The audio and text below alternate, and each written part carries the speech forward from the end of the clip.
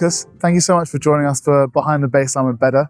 It's a chance to get to know the individual behind the tennis player and open up the conversation around mental health.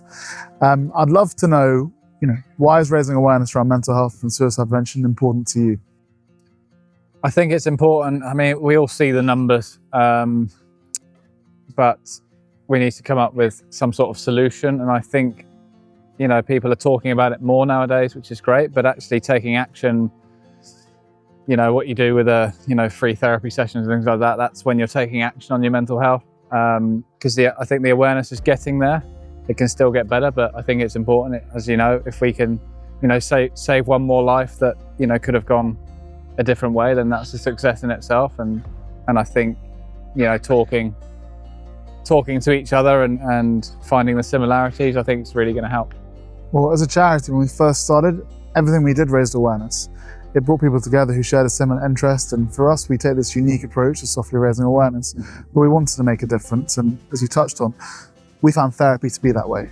So we provide 6 free sessions to anyone who's 18 and over based in the UK, and it's that chance to try it. You don't have to be depressed or anxious. You could be having relationship issues, money issues, but it's an outlet. It's giving someone a chance to try it, and therapy may not be for you, but it overcomes the costs, barriers of waiting and not knowing where to go, and gives you that outlet should you need it. Now, what do you do to look after your mental health? What I do now is for me, routines are really important where I can. Obviously, I travel a lot. There's very difficult in, some parts of the year to find routine, but when I can, I find things that work for me. So for instance, in the morning, if I can get myself in a cold shower for a couple of minutes, do my breathing exercises, and that's a great way to start the day.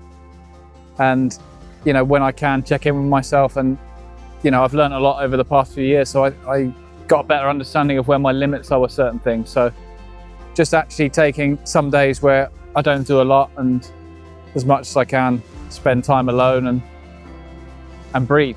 That's really helped me. But yeah, finding a routine for me has been really good.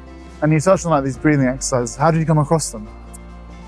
I was really interested in Wim Hof because he, the Iceman, and I've read his book, and just started, as I said, the cold showers and the breathing exercise. And I found straight away after doing that, I was a lot more relaxed. I don't know the science behind it at all, but I just found, I was starting my day a lot more relaxed. There was a weight off my shoulders.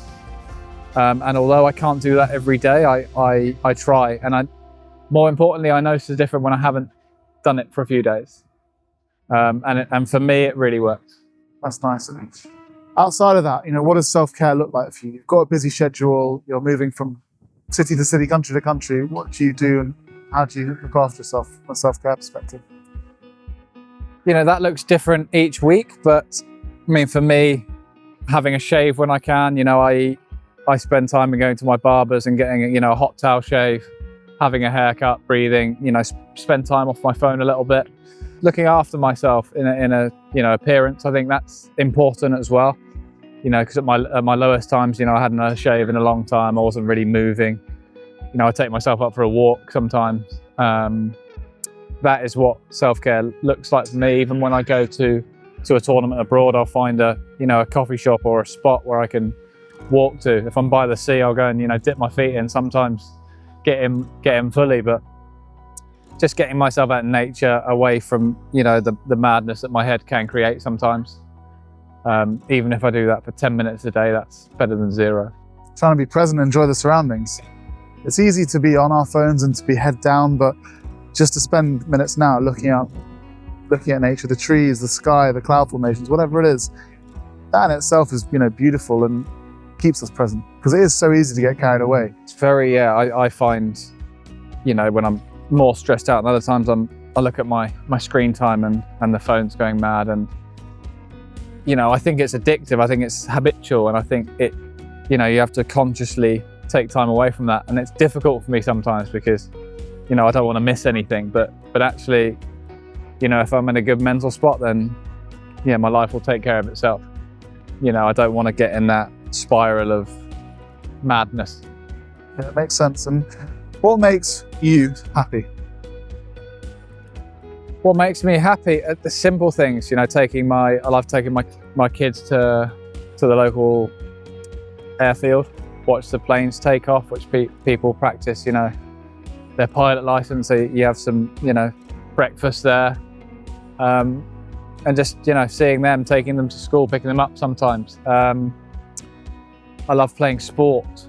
So, you know, I found even in my toughest times, you know, when I was playing tennis for a couple of hours, I didn't think about anything.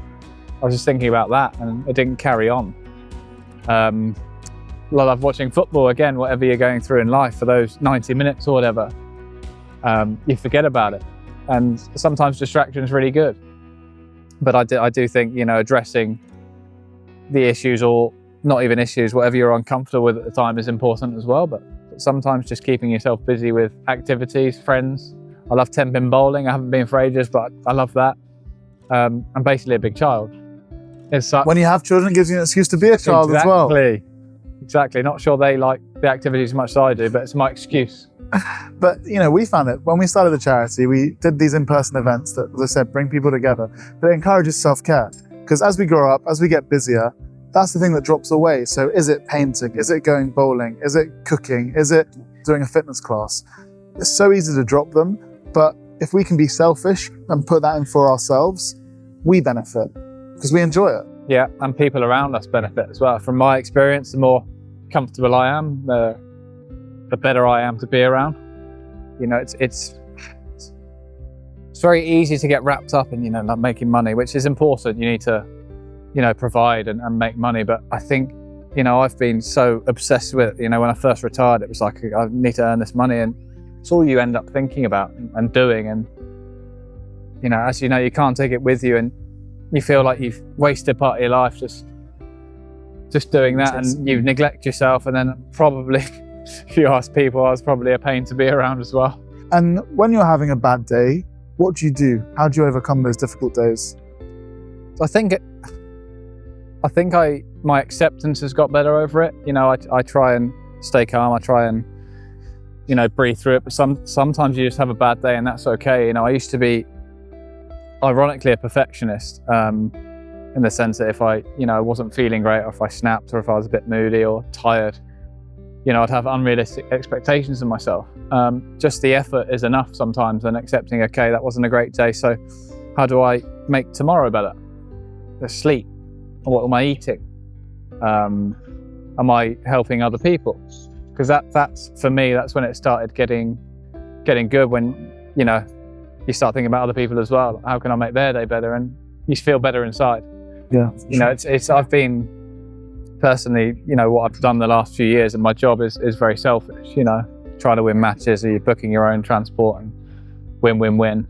And it's very easy to get wrapped up in that. And I've been, you know, really at peace this year of, okay, that is important for that, but actually outside of that, what's my purpose? How can I help other people? And I feel better for that. You know, even trying, and I'm a human being, sometimes I get it horribly wrong, but just the effort each day, and my focus is for the next 24 hours, and don't really think much further than that. It's important to enjoy the moment and to be present, because you have lots of really high highs, and, you know, you also have low lows, but to be as present as you can, one step at a time, I think is so important that we can lose track of so easily. That's it, and it's just like, I mean, what I've had to learn is a good day, you know, enjoy it, but there's a next day as well. And for me, it's about balancing, you know, not being, it sounds awful, not being too happy on my good days and not being too low on my bad days, and just balancing that out and being grateful, but, you know, staying in control. And because as a tennis player, there's lots of tennis players I know, and probably in all walks of life, can, you know, get carried away either way with a loss or a win, or a, you know, a good business deal or a bad one. And it's, you know, life's too quick for that. You've never made it, and you've never completely failed. Like, it's a journey, and it's like finding those like gems of, you know, when you come through a tough time, and there's no sort of schedule for it. Like, some days I look back and go, oh, got through that, that's amazing.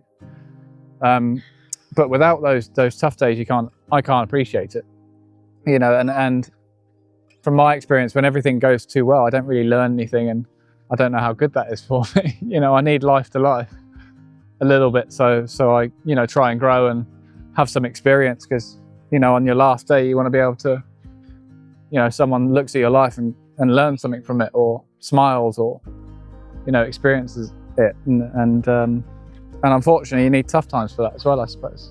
It's true. Yeah, they always say there's a silver lining. Sometimes it's hard to believe, but with time you can begin to see it. And from a mental health or performance perspective, whether in sport, have you worked with a therapist or sports psychologist before? I've done parts and I've learnt techniques, which have been really useful. Nothing, I've never done anything, you know, for too long. Unfortunately, you know, I think you only really seek help when you're really low, or there's a problem, rather than just working on it continuously like you do brushing your teeth, or but it's difficult. You know, I'd love it to be more something you check in on even if you're feeling good. Needs to be something that you check on, like your health, because it's everything comes from your brain. You know, if your brain's not right, then you're not going to be right. What I always love to ask is, what advice would you give your younger self about looking after your mental health? It's difficult because, you know, when I was younger, no one really talked about it. You just accepted things, and yeah, if I knew what I knew now, I'd say talk about things and focus on it a bit more. But as I said, I just accepted things. You know, some days, you know, I was 20, 21 years old, and I didn't really want to get out of bed, and I just accepted it as one of those days rather than, you know, talk about it. I didn't know how to slow my brain down. I'd either be 100 miles an hour out there or nothing. And I kind of just, you know, lived with it, accepted it, which is important as well. But, you know, there was nothing, no one really spoke about it. And I think I would have been too embarrassed to speak about it. Whereas, nowadays it's the truth. It's what happened. And some days some days I do struggle for motivation. And that's okay. I accept it now, and I know that it's, you know, not going to be forever, and there's certain ways I can get out of that. And it, you know, for me, it really helps having a family and people around. I think it's a lot harder if you're by yourself and you're not reaching out. That's my experience. And, you know, when I was 20, 21, I was by myself a lot. So I think it's different now. And yeah, I mean, to answer your question in short, I'd say, you know, talk to someone about it, someone you trust. Because that's important as well. And when you did find that moment to talk to someone, were you met with support? Were you met with what was your experience with it? I've always had support, even in, you know, my darkest times. Like, the truth is, unfortunately, whether you like it or not, the truth is the truth. And if people don't react how you want to react, at least it's out there. And I think, you know, I used to lie to myself about certain things just to, you know, make myself feel better or make other people feel comfortable. But, you know, once the truth's out, it's out, and you have a huge release of pressure from yourself. And I guarantee you someone else is going through exactly the same thing I has been.